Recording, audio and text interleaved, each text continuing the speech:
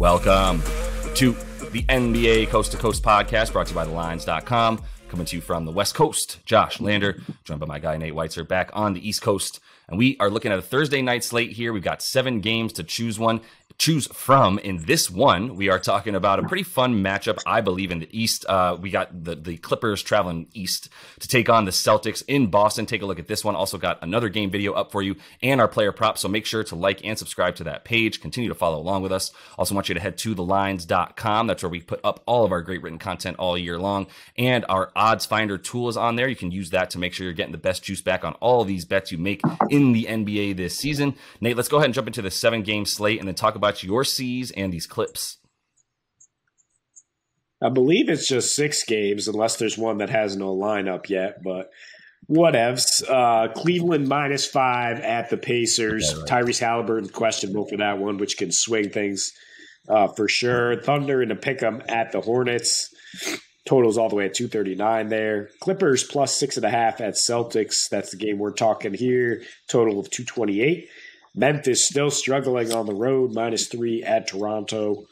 Knicks are -5 at the Spurs, but key names questionable. Jalen Brunson, Keldon Johnson on both sides. And then the other game we break down, Rockets +10.5 at Dallas. +400 on the money line. And Dallas has tended to have some letdowns here after their crazy win over the Knicks. So check out that video. With the Clips and the Celtics here, neither of us feel great about a competitive line at 6 points.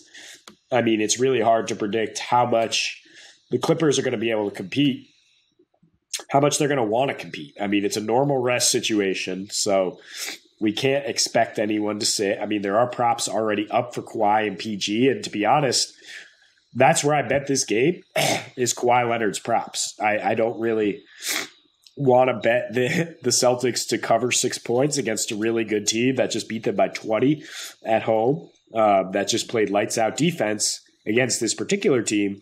And then, you know, in their last 3, though, have played horrendous defense against. And it's not even like, oh, it's just Detroit. Like, of course they didn't take Detroit seriously. Horrendous defense against Toronto and Philly, also Eastern Conference juggernauts. So it's not like they bring it every time. With Kawhi and PG active this year, they're now 9-3. Those guys have a 105 defensive rating, very impressive between the two. Just a 109 offensive rating. But the Celtics seem to have figured out their offense on Christmas, for sure. After just like a brief little 3-game lull, they lit up the Bucks. Now they're rolling again. The last 4 meetings between these teams did go over before a December 21 COVID game where 3 of the biggest names were out. And then that ice-cold road appearance from the Celtics at the Clips. They went under consistently on the road this year and on that trip. But at home, they just score so much, so fast. 123 points per game. A 62% true shooting. They're going over by an average of 10 points per game. So 228 is a little low when you have a very capable opponent that can match them. With Kawhi being so efficient right now, with PG capable of going up or down at a high rate. And the Celtics right now scoring 71 points per game in the second half in their last 3, and the Clippers giving up the second most. There's a lot of things the Clippers have struggled with in their last 3, including 39.5% from 3, 5th most paid points, 5th highest assist to field goal ratio. I think they cleaned some of that stuff up, but I don't think it really matters. Apparently for the Celtics, it doesn't even really matter if Joe Mazzulla is out there coaching or not. If it's David Stoudemire last game, granted against the Rockets, but they have a system, they believe in it, and they have guys who know their roles, and they're just so deep and so dangerous that the biggest thing you worry about with an over in the NBA sometimes is that the second unit gets out there and all of a sudden the tap gets turned off, right? And there's like nobody can score. Well, the Celtics second unit is amazing. Like they might score more, and because like you might even have some Peyton Pritchard and Luke Cornett minutes, there might be more points going the other way too. Because it's a fun game to watch. The Clippers also are very deep, also can push the pace if you want to. So I agree with you on the over more than anything, and that's why I look at some over on some player props as well. Yeah, go for it. Go for the over on the player props. We're talking about four of the best 15 to 20 players in the NBA on one court. I mean, Jason Tatum, let's believe what he's telling us, man. I mean, he and Jaylen Brown, like, let's just believe what they're telling us. This isn't some weird, Jason Tatum goes for 30 points, 10 games in a row, like he's done in the past. And then all of a sudden, Jason Tatum has 17 points on a 4 for, 19 shooting and 1 of 10 from 3. Like, that's not his style of play anymore. You look at what he's been doing. The shooting the ball is out of control. He and Jaylen combining for 71 points over their last 3, which we talked about, 3 in a row at home since that just wild stretch of losing to Orlando twice, getting pummeled by the Pacers, making a slight comeback, but still losing, and all those road woes that they had after they lost to the Dubs as well before all that. And then everything just kind of gets right. And it's kind of interesting because Rob Williams comes back right in the middle of this sort of weird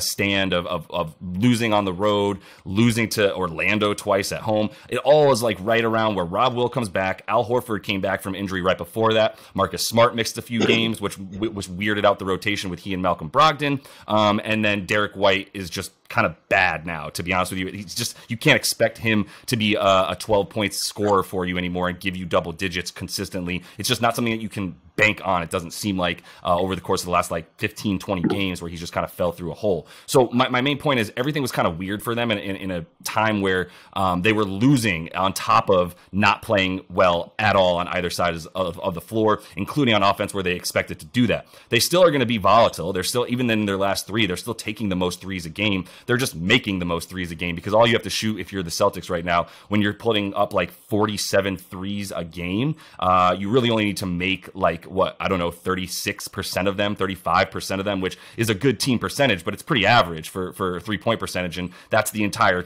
system here is volume. To your point, it doesn't matter if Joe Mazzulla's out there or not. They have a system that is based on offensive volume and shooting the ball a ton and doing it with 2 of the best offensive players in the league and maybe the best one right now in Jason Tatum. So 130 points a game in those 3.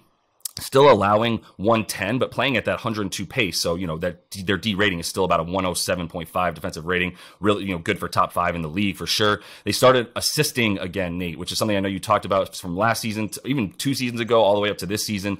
Are the Celtics sharing the ball, or is it just your turn, my turn? And they're back into the top 10 in assists in their last 3 after falling out for a bit.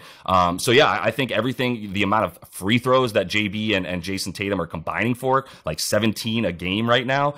Between 2 players, that's pretty incredible. I mean, if Jason Tatum's going to shoot 36% from 3, but also get 10 free throw attempts a game, come on, man, that's KD stuff right there. So 13-5, really 13-5-1 to the over when they're at home, like you said, covering by about 10 points a game. And the Clips, it's just a great matchup, right? In terms of the Clippers have both of their offensive studs, and they're averaging way better, offense on the road as well, and scoring about 113 a game on the road with these two dudes both playing over the course of their last 3 games, right? They're averaging 128 or whatever, right? Whatever we said. So it's clear they played Detroit in that time as well. The Raptors struggling a little bit, but they put up the 114 on the Sixers, lost that game because of exactly what you talked about. Awful defense in the second half for the Clips as of late. I think that'll continue to be the case. It's the reason that I don't trust them to cover. I do like 6 points for the Clips in a vacuum, but I just watched them blow a double-digit lead against the Sixers in this exact situation where they were on the road, and the Sixers came back in the fourth quarter to win that game by about 7 points or 5 points, which was a cover in that game. This game, 5.5, 5 points. It's the same kind of situation where I could see the C's just kind of taking over in the third and fourth quarter with that offense in a way that would pull them away. But I think the Clips are coming along for the ride on an offensive game where as soon as I saw it at 227.5, already was open at 226.5, been bet up to 228. I don't expect it to get bet down at all, and I would bet this up to 230, which is my initial thought when I saw it, and everything that I've sort of looked at since then confirms it for me. Yeah, and I would tease it back down with the Celtics at -2, 2.5. I mean, I do think the Celtics are going to win this game at home for sure.